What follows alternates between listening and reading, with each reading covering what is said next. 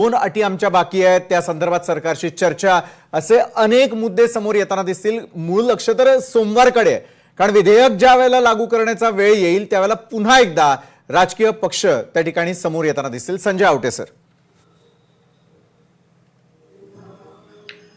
विशाल, एक सगळ्यात महत्त्वाचा मुद्दा म्हणजे नवनाथ बन पुन्हा ती चूक करतायत जी सुरुवातीपासून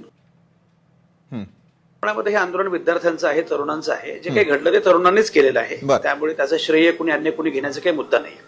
पहिली चूक अशी झाली की तरुणांशी बोललं पाहिजे, डायलॉग केला पाहिजे विद्यार्थ्यांचे, तो केला गेला नाही। क्रमांक एक। आणि क्रमांक दोन, कारण नसताना तो काँग्रेस, राहुल गांधी यांना मध्ये आणण्याचा काही संबंधच नव्हता, कारण हे आंदोलन प्रामुख्यानं सीजेपी तरुणाईचं होतं, तरुणाईच त्यामध्ये उतरलेली होती। आपण बघितलं की सोनम वांगचुकांनी उपोषण केलं, सोनम वांगचुकांनी उपोषण मागे घेतलं, तरी सुद्धा तरुणाईचं आंदोलन सुरूच राहिलं।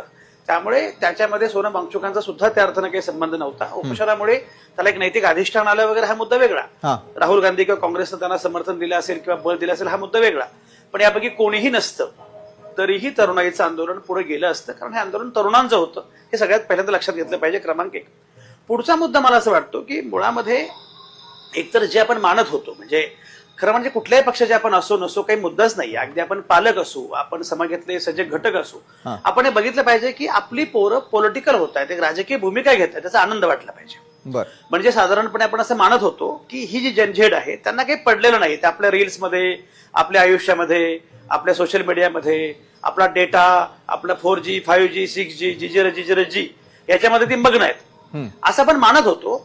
पण पहिल्यांदा असं दिसलंय की नाही, ही पोरं त्यांच्या भवतालाबद्दल, त्यांच्या वर्तमानाबद्दल, त्यांच्या भविष्याबद्दल जागरूक आहेत आणि त्यासाठी जे एक राजकीय पर्याय निवडले पाहिजेत, राजकीय लढाई लढली पाहिजे, कारण बेसिकली एव्हरीथिंग इज पॉलिटिकल, राजकीय लढाई लढली पाहिजे, याचं भान या मुलांना आहे, हे मला फार महत्वाचं वाटतं। दुसरा भाग। तिसरं विषय बघा, या सगळ्या पोरांनी म्हणजे नेपाळमध्ये काय घडलं आपण बघितलंय, बांगलादेश श्रीलंकेमध्ये काय घडलं आपण बघितलंय, त्याच्यामध्ये याच्यामध्ये फरक असा आहे की ही पोरं संविधान घेऊन उभी होती, संविधान घेऊन उभी होती। ती गांधींचा उल्लेख करत होती, आंबेडकरांचा उल्लेख करत होती, ती भगतसिंगांचा उल्लेख करत होती। तुम्ही बघा, म्हणजे ज्या पोलिसांनी लाठीहल्ला केला त्या पोलिसांना सुद्धा ही पोरं पिझ्झा बर्गर ऑफर करत होती। मला असं वाटतं किती मोठी गोष्ट आहे, म्हणजे त्या पोरापोरींना झोमॅटो स्विग्गीवर देशभरातनं पार्सल पाठवली जात होती। आपण जे पार्सल पाठवतोय तो कुठला पोरगा पोरगी खाईल हे माहिती नाहीये, जो खातोय त्याला कोणी पाठवलं हे माहिती नाहीये, अशा प्रकारे होत होतं। आणखी महत्वाचा मुद्दा आहे तो म्हणजे ही सगळी पोरापोरी इतके दिवस एकत्र होती, एकत्र राहत होती, एकत्र पावसात भिजत होती, ऊन वाऱ्यामध्ये होती, पण तरी सुद्धा पोरींना कम्फर्टेबल वाटत होतं, मुलींना कुठेही असं वाटलं नाही की एवढे मुलगी आहेत। या सगळ्या अंगाने जर विचार केला तर मला असं वाटतं की ही जनझेड किती सम्यक पद्धतीनं, सकारात्मक पद्धतीनं, संयमानं, धीरोदात्तपणे एवढं सगळं घडून सुद्धा, लाठीहल्ला वगैरे घडून सुद्धा, कुठे हिंसा नाही, काही नाही, आपल्या मागण्यांच्या अनुषंगाने ते जे करत होते, मला असं वाटतं की त्यांचं म्हणणं ऐकून घेणं आणि ते जे म्हणतायत त्याला नीटपणे प्रतिसाद देणं हे फार आवश्यक होतं। ते खरं वेळीच व्हायला पाहिजे होतं।